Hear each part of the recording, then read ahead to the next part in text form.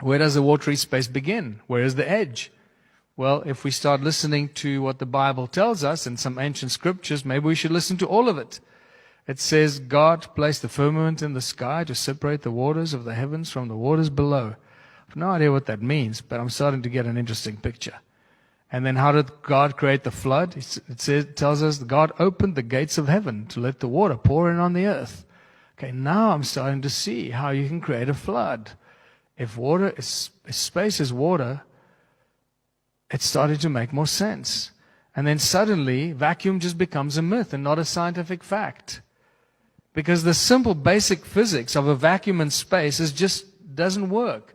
If there are any scientists that actually just think about this, or physicists, the whole thing of vacuum in space is just not compatible with any kind of physics formula or physics that we can put to it. Where does the vacuum begin? Vacuum is one of the most powerful forces of nature. Where does that vacuum begin? We often get confused between gravity-free and vacuum. They're not the same thing. Just because there's no gravity doesn't mean you're in a vacuum. And just because you're in a vacuum doesn't mean there's no gravity. The two are not the same thing. So don't get confused by vacuum and gravity-free. What you can't do in space or in a vacuum, what you can't do in infinite vacuum is you can't propel sound. You can't have explosions, fire, propulsion, jet engines, rockets, none of this stuff.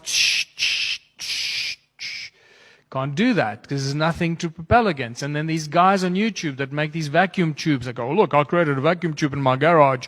I'll show you that you can propel a rocket in a vacuum. I go, really? You've lost your brain. You're comparing a fishbowl in your garage to the infinite vacuum of space? You really lost your mind, dude. And then you start watching like SpaceX sending a rocket up into space, and the very well-trained presenter that's got all the buzzwords. She knows all the lingo and all the buzzwords. And at one stage I was watching and she says, and the rocket is about to enter the vacuum of space. Really? And millions of people are watching this and they believe this. You see, they just, the rocket just entered the vacuum of space. Where? How did it, where? Please frickin' explain that to me.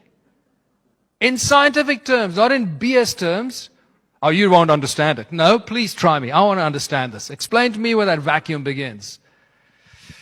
And we start realizing that everything we've been told about the moon, moon landing, space, is probably one of those big hoaxes. It is a tough one to swallow, but we're going to have to start swallowing it sooner than later. The longer they string us along, the longer the worse this is going to get. So, for those of you that still believe that we landed on the moon, I'm going to shatter that for you right now. If you've not seen Jay Widener's Kubrick Odyssey, that's the first point of departure. Watch Jay Widener's Kubrick Odyssey, and you will never believe another word NASA tells you. You'll never ever believe that we landed on the moon, and you'll understand Stanley Kubrick's role in this entire thing and why he eventually died when he pushed it a bit too far with eyes wide shut. But basically everything you've ever seen from the moon, all the images or footage of the astronauts was shot by Stanley Kubrick in the early days. I'm not sure who shot the more latter part, possibly him as well. But the earliest moon landings and all that shot by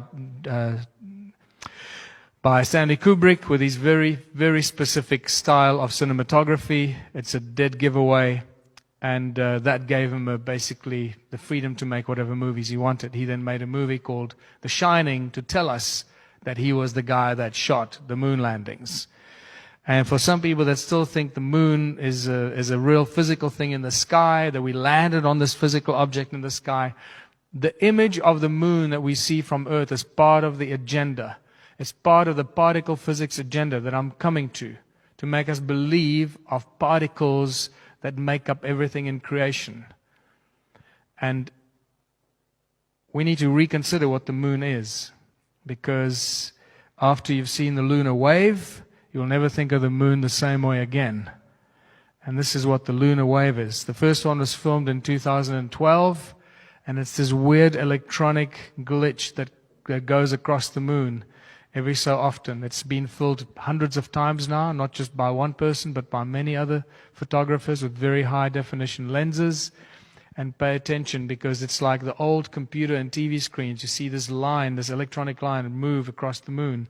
Follows the edges, the contours, and the line moves from bottom to top, from side, from left to right. It moves in all different directions. This has become known as the lunar wave, which gives us a very clear indication that the moon is not what we think it is, and it's most likely a hologram.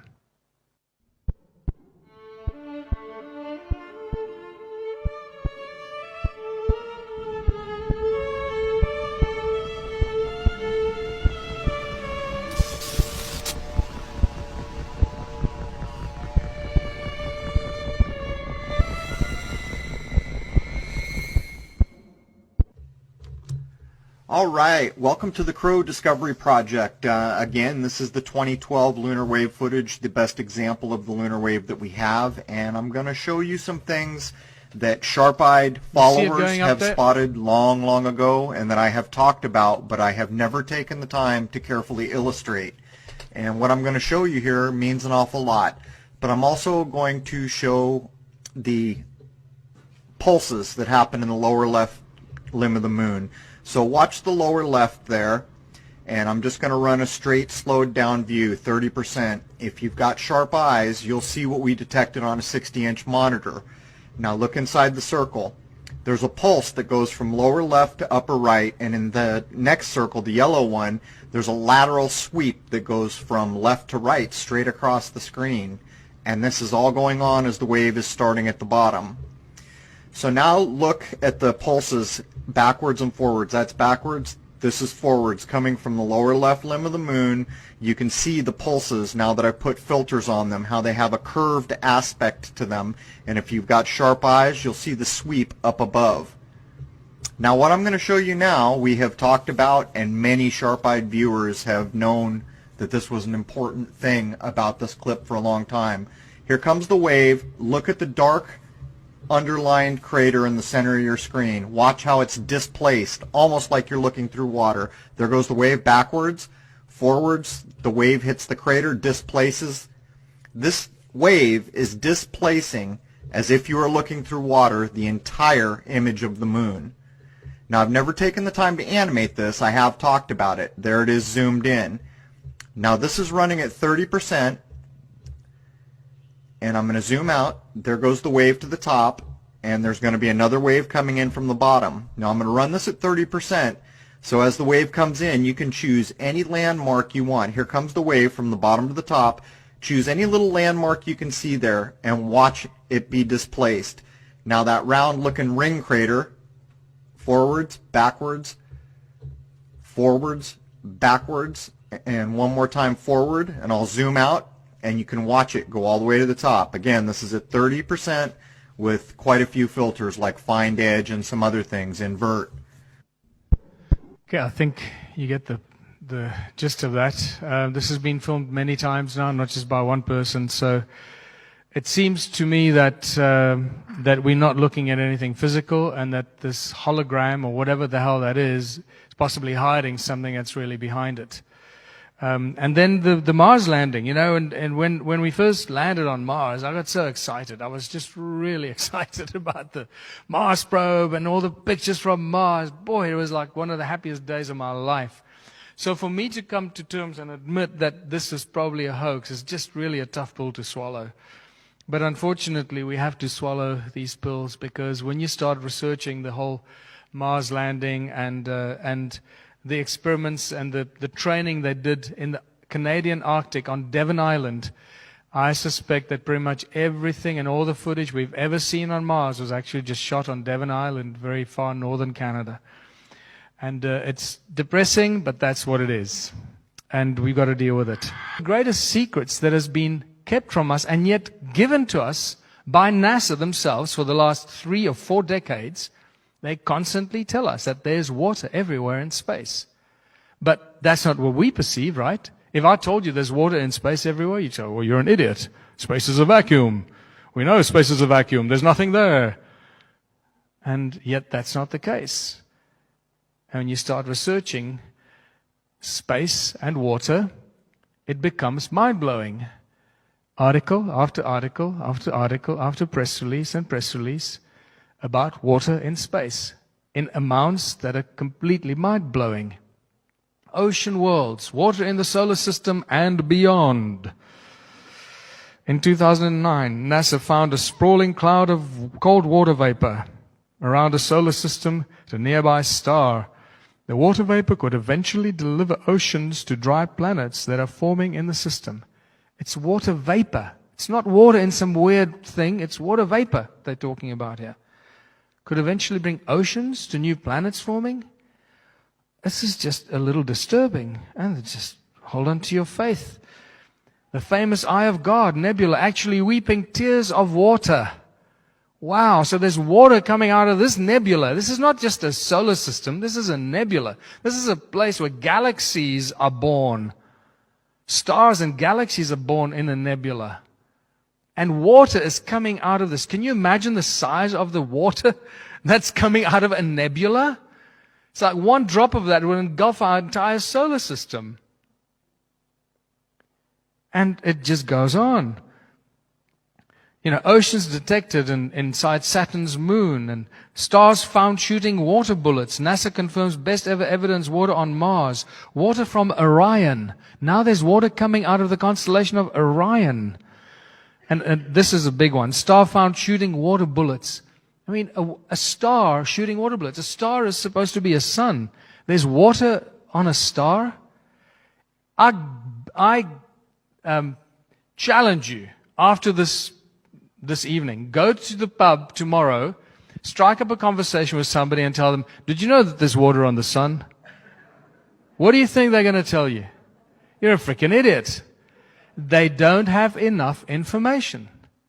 So, we're getting to this point now that you can't have a discussion with somebody about any subject unless they have sufficient amount of information.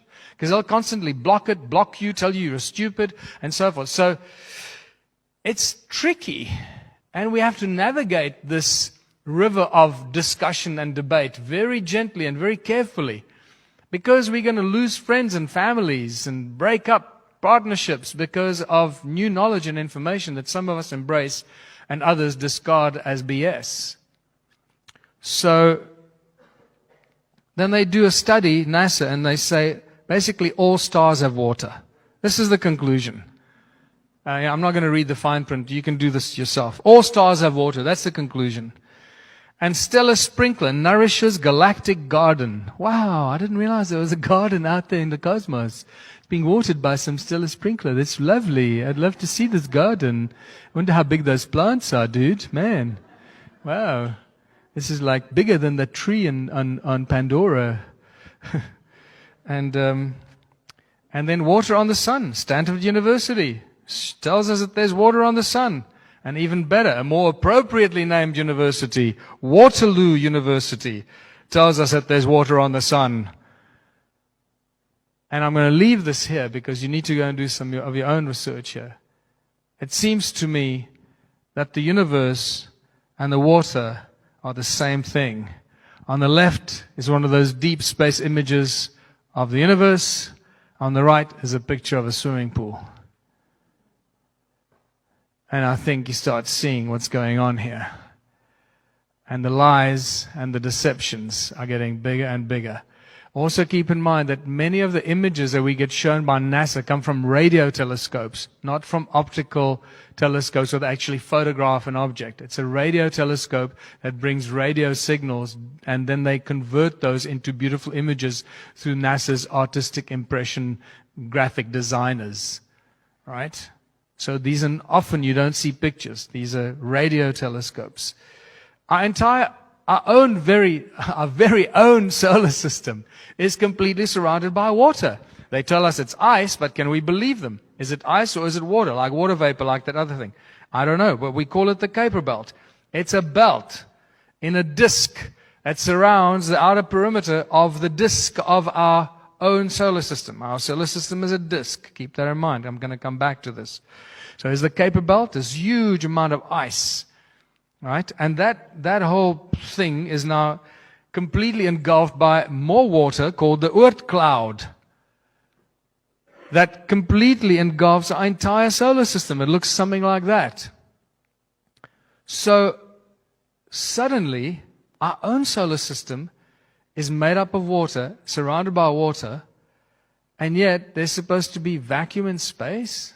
How does this work? Where does that vacuum in the water, how does that break up? How does it work? Where does the water go? Where does the vacuum begin or end? And it's a little confusing for me. But we know that there's water in space because they keep telling us there's water in space. So suddenly the Bible makes a lot more sense to me, because I've always had a problem with one of those statements in the opening phrases of the Bible, when the Spirit of God moved over the waters. How can the Spirit of God move over the waters when nothing has been created yet? Surely water should be part of the creation. And I'm starting to see now why water is so sacred. Is it possible that water is so sacred because water is actually foundation of all creation, or is connected to all creation? Well, if you look at chemistry, it seems like it, because between oxygen and hydrogen, you've pretty much got the same elements in every other chemical reaction or chemical formula. Hydrogen and oxygen are part of pretty much everything. You cannot separate it. Hydrogen and oxygen make water. So it starts to get really interesting and compelling to think that water is actually made up of space. And God said, "Let there be light." So the Spirit of God is moving across the waters, and it's the sound of the Creator that makes the light. How does that work? Well, in modern science, it's known as sonoluminescence. When you put a sound frequency into a body of water, after a little while, a beautiful bubble appears filled with light. Sound in water. Sonoluminescence. God said, "Let there be light." Is it possible that water is the stuff that holds the universe together? I'm beginning to believe that. I'm no longer believing the lies of NASA and their fake CGI images that they send us and give us. Sorry. In 2013, astronaut Luca Parmitano almost drowned on a spacewalk. How does an astronaut almost drown in a spacewalk? And they covered it up by putting out a press release. And they always have a back door. They always have a back door out. But if space is water, where does the watery space begin? Where is the edge? Well, if we start listening to what the Bible tells us in some ancient scriptures, maybe we should listen to all of it. It says God placed the firmament in the sky to separate the waters of the heavens from the waters below. I have no idea what that means, but I'm starting to get an interesting picture. And then how did God create the flood? It tells us God opened the gates of heaven to let the water pour in on the earth. Okay, now I'm starting to see how you can create a flood. If space is water, it's starting to make more sense. And then suddenly, vacuum just becomes a myth and not a scientific fact. Open your eyes. The truth goes through 3 stages. At first, it is ridiculed. In the second, it is violently rejected. In the third, it is accepted as self-evident.